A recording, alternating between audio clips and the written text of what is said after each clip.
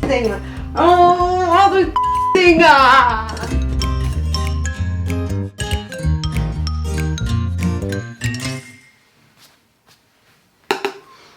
Hallo, Dutchies to be. Vandaag ga ik jullie woorden leren die waarschijnlijk de meeste docenten nooit aan jullie hebben geleerd. Ik heb een lijst met scheldwoorden voor jullie vandaag. Meteen een disclaimer. Ik ga jullie vandaag niet deze woorden leren zodat jullie de hele dag kunnen gaan schelden. Nee, ik ga jullie een aantal scheldwoorden leren zodat jullie ze wel kunnen herkennen later. En misschien 1 of 2 of 3 lieve scheldwoordjes kunnen gaan gebruiken. En ik heb dus ook expres gekozen om niet hele beledigende scheldwoorden te gebruiken. Of hele erge manieren van vloeken. Heel veel Nederlanders vloeken wel met ernstige ziektes. Dat heb je waarschijnlijk al wel gemerkt.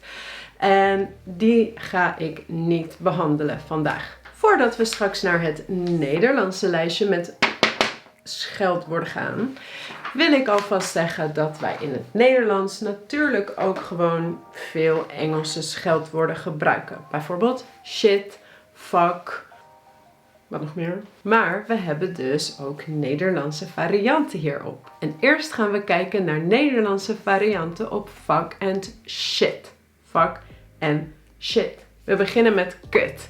En kut is officieel een soort negatieve of pejoratieve benaming voor het vrouwelijk geslachtsorgaan, de vagina. Vanuit daar is het uitgebreid om een hele vrouw te benoemen. Wat een kut ben je toch? Dus een negatieve benaming voor een vrouw. Of om iets te benoemen om je frustratie te uiten. Wat een kutding is dat, zeg. Kutdingen. En daarna is het ook uitgebreid om te zeggen kut. Dus in plaats van shit kun je zeggen kut. Daarnaast hebben we scheid.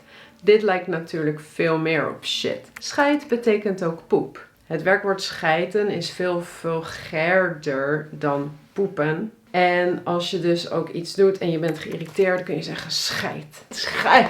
Nou, je kan dus zeggen kut. Je kan zeggen scheid. Je kan ook zeggen kak.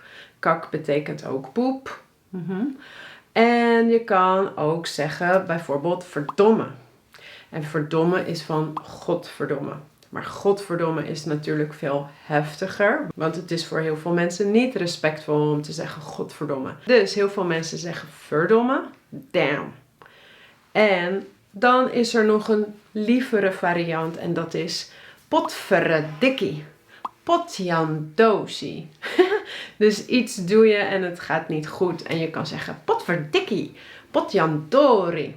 Potjandozie. Soms houden we wel fuck in een zin waarin het een soort van the fuck is. Bijvoorbeeld als je het Engels hebt, what the fuck is this? Dan kun je zeggen, what the fuck is dit? We zeggen dan ook fuck. What the fuck is dit? Of, who the fuck do you think you are? Wie de fuck denk jij dat jij bent? Nou, dan gaan we nu naar de beledigingen voor mensen. So, insults for people. En we hebben neutrale, we hebben ook gendergerelateerde termen. En we beginnen eerst met de genderneutrale. En de meeste kun je vertalen in het Engels naar bijvoorbeeld weirdo of idiot. Nou, de eerste is gek. Wat een gek ben je. How weird you are. What a weirdo you are. Of wat een mafkees ben je eigenlijk, hè? Ook what a weirdo are you. Dan kun je zeggen, wat een halve garen ben je. Halve garen betekent meer een soort van imbecil. Je bent echt een halve garen.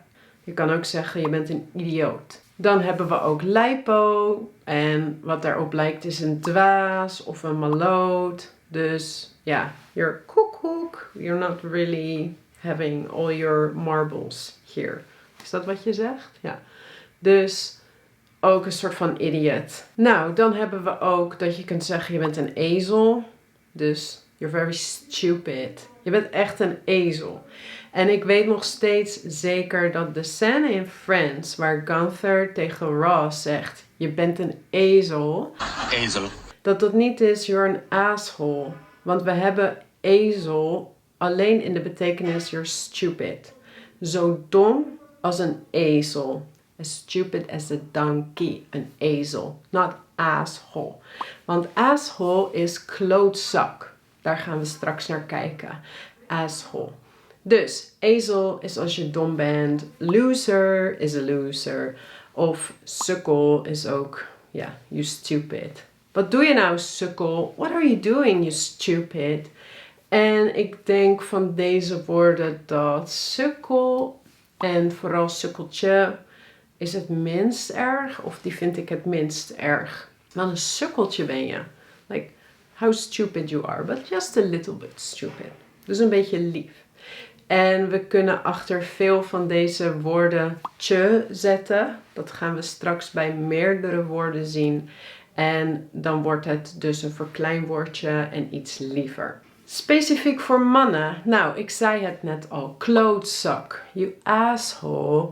Wat een klootzak ben je eigenlijk. Nou, kloot is kloten. En je kloten zijn een soort van your testicles voor een man. De ballen. De balzak. Zoiets geloof ik. En een zak. You're an ass. Zak letterlijk is een bag. Maar je kan ook zeggen tegen iemand, je bent echt een zak. You're an ass. Je bent een klootzak. You're an asshole. Een ander woord is hufter. En volgens dit boek is dat in onze taal sinds ongeveer 1927. Dat is gebaseerd op teksten die zij hebben verzameld. Elke keer als ik zeg sinds wanneer een woord in onze taal is ongeveer, dan komt dat trouwens uit dit boek. Nou, hufter betekent ook asshole. Een andere is lul. Nou, lul is een woord voor eigenlijk het geslachtsorgaan van mannen. Voor de penis. En nu wordt het ook gebruikt voor een onsympathieke man. Dus voor een asshole. Weer, je bent echt een lul. En de laatste is een eikel. En een eikel is in het Engels letterlijk een acorn, zoiets. Dus die dingetjes van de boom. En het is ook weer een benaming voor een deel van de penis, de eikel. Dus ja, het was ooit voor een benaming voor een penis. En nu wordt het dus ook weer gebruikt als een woord voor een onsympathieke man. Nou, kun je zeggen eikeltje, klootzakje, huftertje? Nee, deze kun je niet echt gebruiken met tje. Dus je kan eigenlijk niet een soort lief woordje ervan maken voor een man. Maar we gaan nu naar de woorden voor vrouwen. En voor een aantal van deze woorden kun je wel met tje een lief koosnaampje ervan maken. En de eerste van onze lijst is kreng. Van origine wordt het woord kreng gebruikt voor een oud paard. En daarna werd het ook gebruikt voor voorwerpen die niet zo goed functioneren of zo. Bijvoorbeeld een hele oude auto. Oh ja, oud. Een oude auto. Die niet zo goed meer werkt, kun je zeggen. Wat een oud kreng is dat. Wat een kreng. Ja. En daarna is het nog meer uitgebreid naar kwaadaardige vrouwen. Zo evil women. Wat een kreng zeg. Oeh. En met tje kun je zeggen, wat een krengetje. Vrouw of meisje dat een beetje sluw is. Little devil. Wat veel wordt gebruikt is het woord trut. En trut is eigenlijk de vrouwelijke variant van lul. Dus een vrouw is een trut en een man is een lul. Nou, trut is dus ook weer een soort van negatieve benaming van de vrouwelijke geslachtsorganen, namelijk de vagina. En nu kun je het zeggen tegen een vrouw, jij bent een trut. In plaats van you're a bitch. Je bent een trut. Dan hebben we het woord teef. En teef is eigenlijk een officiële naam voor een vrouwtjeshond. Maar sinds het eind van de 17e eeuw wordt het ook al gebruikt als een scheldwoord voor een vrouw. Wat een teef. What a bitch. Nou, dan hebben we ook nog kutwijf. En kutwijf is eigenlijk de soort van vrouwelijke variant van klootzak. Een klootzak En een kutwijf, want een kut is dus een kant en een wijf is a bitch. In het Nederlands is wijf not a wife. Nee, een wijf is een negatief woord voor een vrouw. Een kutwijf. En dan hebben we hoer en stoephoer. Ja, die vind ik echt eigenlijk niet zo leuk. Dus daar wil ik snel doorheen. Dus als je zegt je bent een hoer, you're a whore. Nee, laten we die vergeten. Hetzelfde als een slet. You're slut. Een hoer, een slet. Maar met slet is het zo dat je wel kunt zeggen bijvoorbeeld... je bent een slettenbak. Wat is dat precies? Ik weet het niet. Maar mijn oma, zij komt uit Den Haag. Dus misschien is het iets Haags. Ik weet het niet zeker. Als je Nederlander bent en je kent ook het woord slettenbak. En je komt ergens anders vandaan, zeg het me dan. Dat wordt niet alleen gebruikt voor slut. Maar mijn oma zegt dat bijvoorbeeld soms over mij en mijn nichtje. Wat een slettenbakken zijn jullie eigenlijk. When you're a bit naughty, maar niet slutty naughty. Ja, dan kan je zeggen, wat een slettenbakken die meiden zeg. En je kan ook zeggen, wat een krengetje ben je. Dat betekent nog steeds wel dat je dus ook een beetje bitchy bent, maar wel op een lieve manier. Je bent een beetje een krengetje, hè? Dus niet, je bent een kreng. Nee, je bent een krengetje. Je bent een trutje.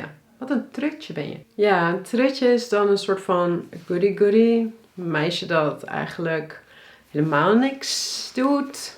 Een beetje saai. Een beetje boring. Een trutje. Dus je hebt trut. En dat is dan een soort van bitch. En trutje is meer a girl that doesn't do anything. She's very boring. Dit waren vandaag de woorden, de scheldwoorden eigenlijk. En ik heb niet alle scheldwoorden gebruikt. Ik ben er vast ook heel veel vergeten. En nu ben ik benieuwd welk van deze scheldwoorden jij het grappigst vond. En zet dat dus in de reacties. Als jullie willen kan ik ook nog een andere keer een video maken. Niet meer over schelden of vloeken. Maar wel misschien over zinnen die heel veel docenten jullie niet zo snel zullen leren. Bijvoorbeeld rot op en hou je kop. So fuck off en shut up. Als je dat interessant vindt, zet het dan in de reacties. En ik heb de lijst van vandaag plus nog meer scheldwoorden op mijn Patreon pagina gezet. Dus als je een Patreon bent, kun je die downloaden. En wil je nog meer Nederlands leren met mij? Abonneer je dan nu op dit kanaal. Geef deze video een like als je hem leuk vond. En dan zie ik jullie heel gauw weer in de volgende video. Doei!